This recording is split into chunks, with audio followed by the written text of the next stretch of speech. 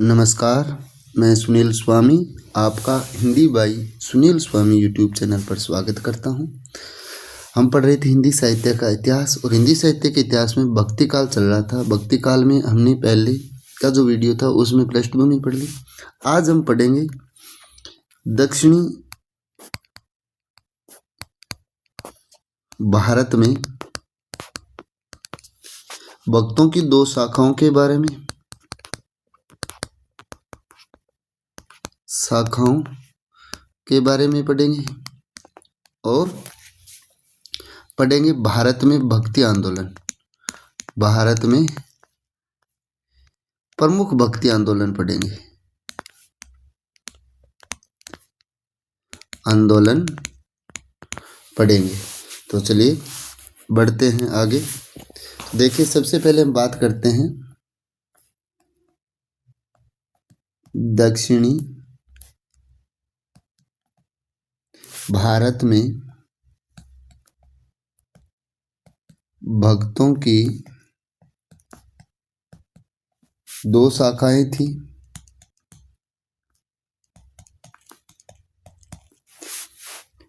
पहली शाखा थी आलवार और दूसरी शाखा थी नैनार। आलवर 12 माने जाते थे जिन्हें वैष्णवन भक्त कहा जाता था, वैष्णव भक्त। और नैनार 63 माने जाते थे और इन्हें क्या कहा जाता था? शैव भक्त कहा जाता था, शैव भक्त। अब हम बात करेंगे सबसे पहले आलवार भक्तों के बारे में। तो आलवार भक्त की बात करते हैं। तो आलवार भक्त हैं, उनकी बात कर रहे हैं। सबसे पहले बात करते हैं आलवार का अर्थ क्या होता है। आलवार शब्द वो तमिल भाषा का है, तमिल भाषा का शब्द है और अर्थ है इसका मगन। तो बात करते हैं आलवार क्या थे। ये वैष्णव भक्त थे, वैष्णव भक्त थे। इनकी संख्या की बात करें तो संख्या कितनी थी? संख्या थी इनकी 12, जिनमें एक महिला भी शामिल थी,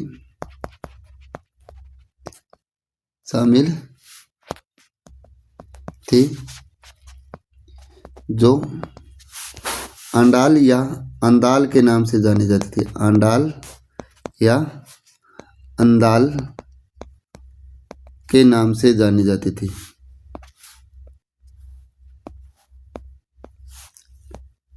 के नाम से जानी जाती थी। ठीक, अब बात करते हैं इनके पदों की। तो इनके पदों का संकलन, इनके पदों का संकलन, इनके पदों का संकलन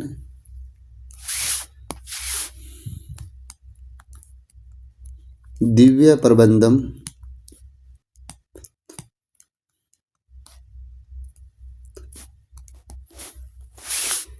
के नाम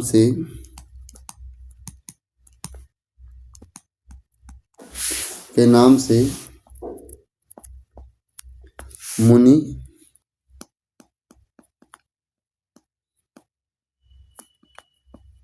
रंगनाथ ने किया था, जिसमें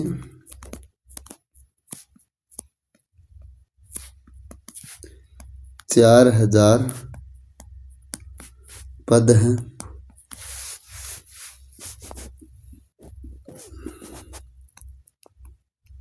दिव्य प्रबंधम को तमिल के वेद के नाम से भी जाना जाता है। दिव्य प्रबंधन को तमिल के वेद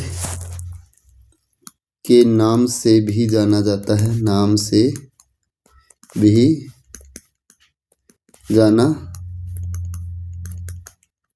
जाता है।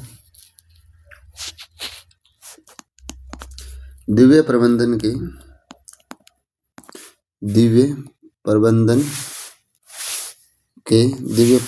है, सॉरी प्रबंधन नहीं है, दिव्य प्रबंधन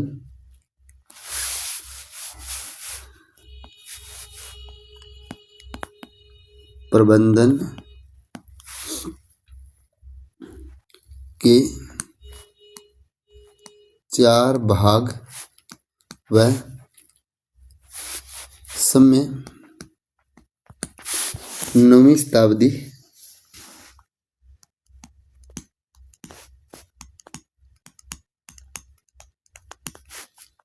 था।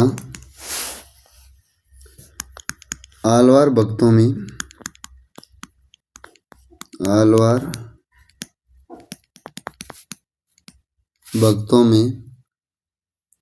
सबसे प्रमुख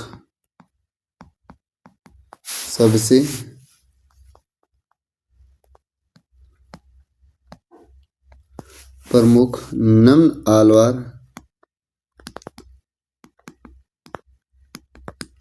आलवार थे। इन्हें सटकोप के नाम से भी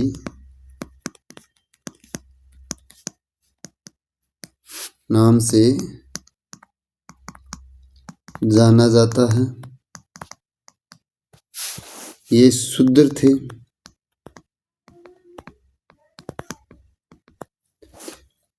और राम भक्त थे।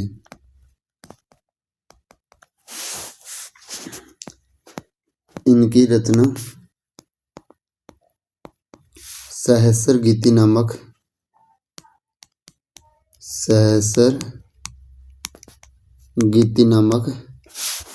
मिलती है।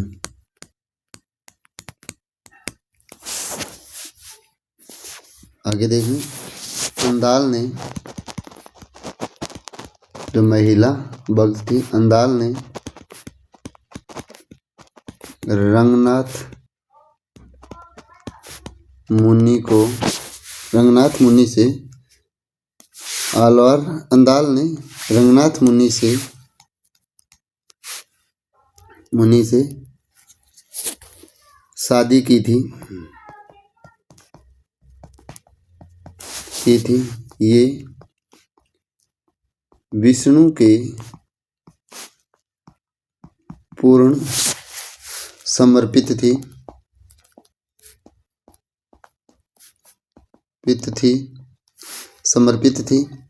पहले खुद माला पहन के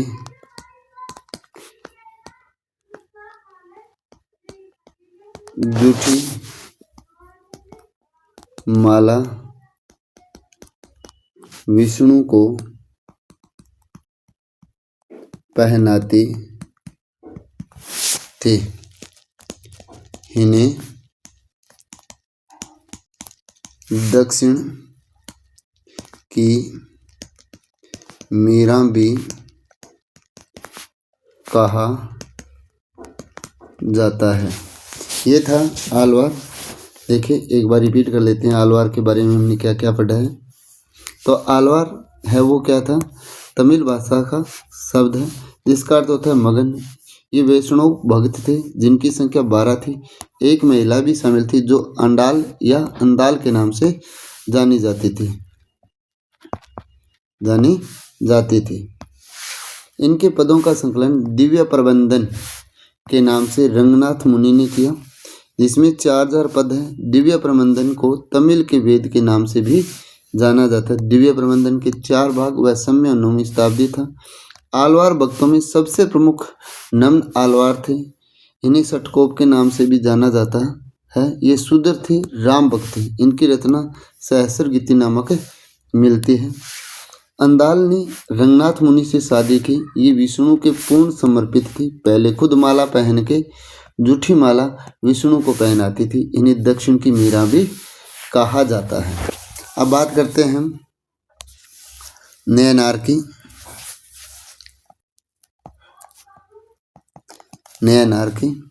नयनार भी तमिल भाषा का शब्द था।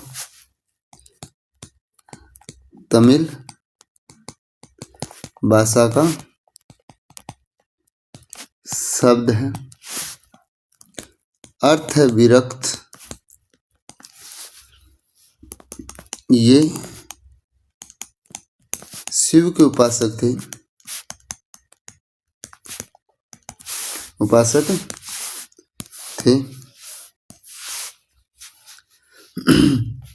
संख्या की बात करें, संख्या अलग अलग विद्वानों ने अलग अलग मानी है। सबसे पहले बात करते हैं डॉक्टर राहुल सांकृत्यायन की।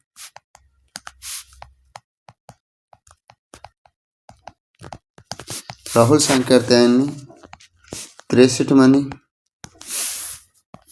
फिर बात करते हैं आचार्य हजारी प्रसाद द्विवेदी की।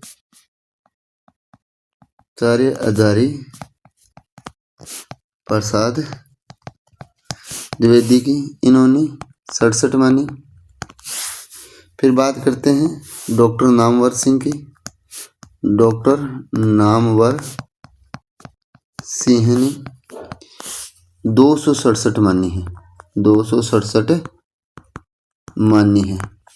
और ये जो है ये सर्वाधिक मान्य मानी गई है। सर्वाधिक मान्य मानी है। ठीक, ये थे नयनार। नयनार में हमने क्या पढ़ा? तमिल भाषा का शब्द है ये, और इसका अर्थ होता है विरक्त। ये शिव के उपासक थे। संख्या डॉक्टर राहुल सांकृत्यायन ने 63 मानी, हजारी प्रसाद द्विवेदी ने 67 और डॉक्टर नामवर सिंह ने 267 मानी। ये थे आलवार और नयनार। अब हम बात करेंगे भारत में भक्ति आंदोलन की। भारत में भक्ति आंदोलन।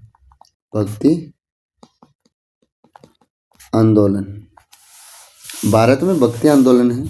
सबसे पहले जो आंदोलन चला वो दक्षिण भारत में चला भक्ति।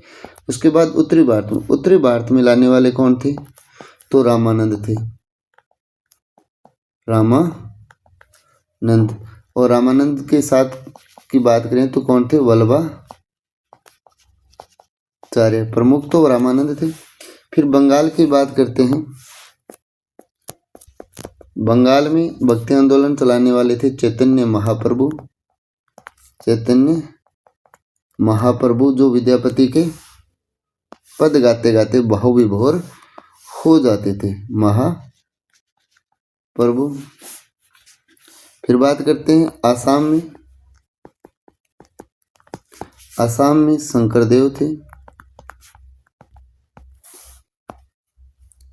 शंकरदेव थे। उड़ीसा की बात करते हैं तो उड़ीसा में पंच सखा थे। कौन थे? पंच सखा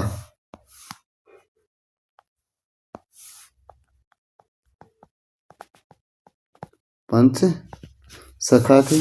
और पंच सखा में कौन कौन शामिल थे? तो वो थे बलराम दास, यशोवंत दास, अच्युतानंद दास, नंद दास, अनंत दास और जगन्नाथ दास। ये थे पंचसखा उड़ीसा में। फिर बात करते हैं हम महाराष्ट्र की। तो महाराष्ट्र में भक्ति आंदोलन है वो किसने चलाया था? तो वो वारकरी संप्रदाय ने चलाया था। किसने चलाया था? वारकरी संप्रदाय ने, जिसके संस्थापक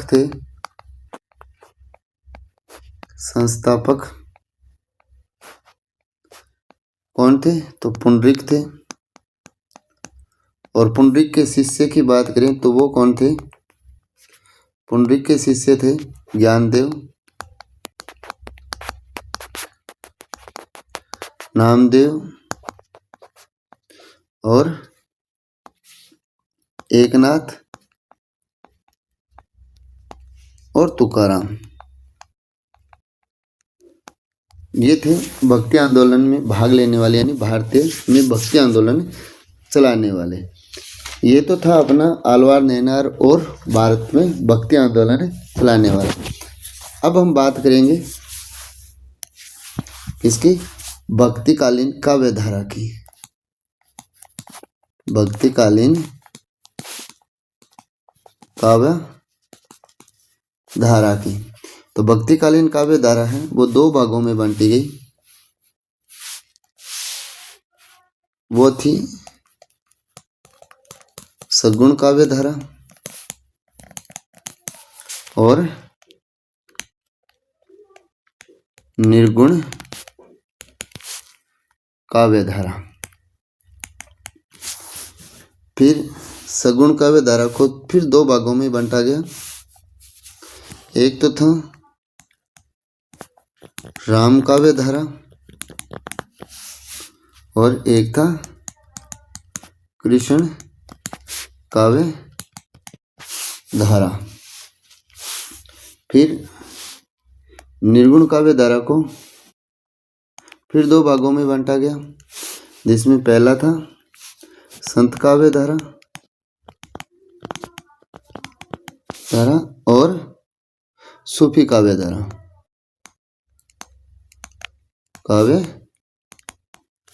इनमें बांटा गया। अब इनके जो नाम रखे गए थे वो क्या थे? ये राम काव्य धारा और कृष्ण काव्य धारा, संत काव्य धारा और सूफी काव्य धारा नाम रखने वाले तो थे डॉक्टर राम कुमार वर्मा। कौन थे? तो डॉक्टर राम कुमार वर्मा थे। डॉक्टर राम कुमार वर्मा थे, ठीक। और ये तो किसके नाम रखे गए? डॉक्टर राम कुमार वर्मा के। अब बात करते हैं आचार्य रामचंद्र शुक्ल ने क्या नाम दिया था। आचार्य रामचंद्र शुक्ल ने, तो आचार्य रामचंद्र शुक्ल ने राम काव्य धारा को तो कहा राम भक्ति शाखा, राम भक्ति